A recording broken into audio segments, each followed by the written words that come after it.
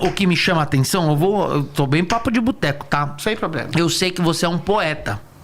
E poetas, num geral, verdade. o Adriles é um poeta. Ele escreve. Seja ele de profissão, seja ele como ele se descreve, seja ele como você quer. Os poetas geralmente são sensíveis. Pra ser sensível tem que ser de esquerda. Não, eu tô dizendo, os poetas geralmente são sensíveis. Ah, sim, senhor. Coisa que o Bolsonaro não é. Sim. Sensível, ele não é. Você pode ser de direita, pode ser de esquerda, mas pode ser do que você quiser. Tá certo. Mas eu queria entender um pouquinho dentro da sua cabeça como que fica, tipo, esse lado sensível seu que existe, que é um lado mais utópico, mundialmente falando, mas, ao mesmo tempo, apoia um cara que não é tão sensível assim. Se as ideias é muito boa. não se conflitam em algum momento. Dentro de você. Não quero saber fora. Não é discurso pro povo, entra em você. A aqui. sua pergunta é muito boa, porque o princípio do que vem a ser sensibilidade é muito relativo. A sensibilidade pode ser um afeto pelo povo, pelas pessoas.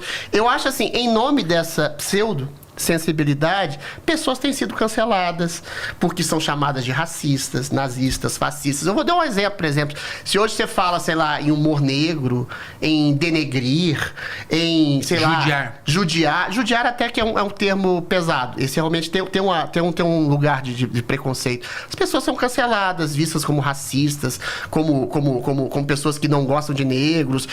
O feminismo mesmo, você olha para uma mulher com um olhar mais de desejo, se eventualmente você pula algumas etapas, faz alguns gestos ou palavras que podem ser constrangedoras, você é visto como abusador, como estuprador, visto como elemento de uma cultura do estupro.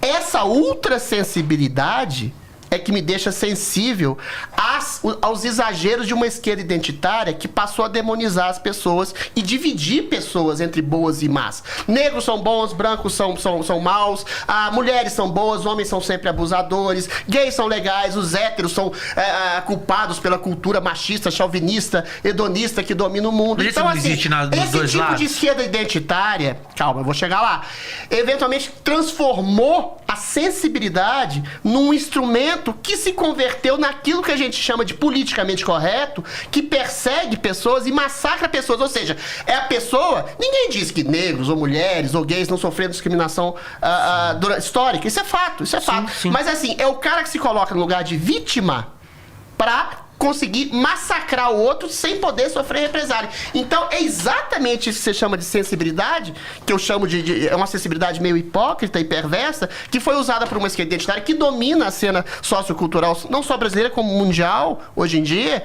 e que persegue pessoas. Aí, dada uma certa sensibilidade mais complexa em relação a um olhar mais agudo sobre a realidade, que eventualmente eu me coloco hoje, talvez mais à direita. Não digo que o Bolsonaro seja um cara delicado ou sensível. É lógico que ele é tosco. E é lógico que o Trump é tosco. Eu tô falando assim, eu tô analisando um fenômeno. Sim. A eleição de figuras como Bolsonaro e Trump e Erdogan e outros de direita que são toscos, são mais agressivos, que são mais ofensivos, é um fenômeno em resposta aos exageros do politicamente correto. Ou seja, a essa ultrassensibilidade que tem esmagado a possibilidade da individualidade em grande medida, em nome de um certo coletivismo que ultrapassou a sua medida, percebe?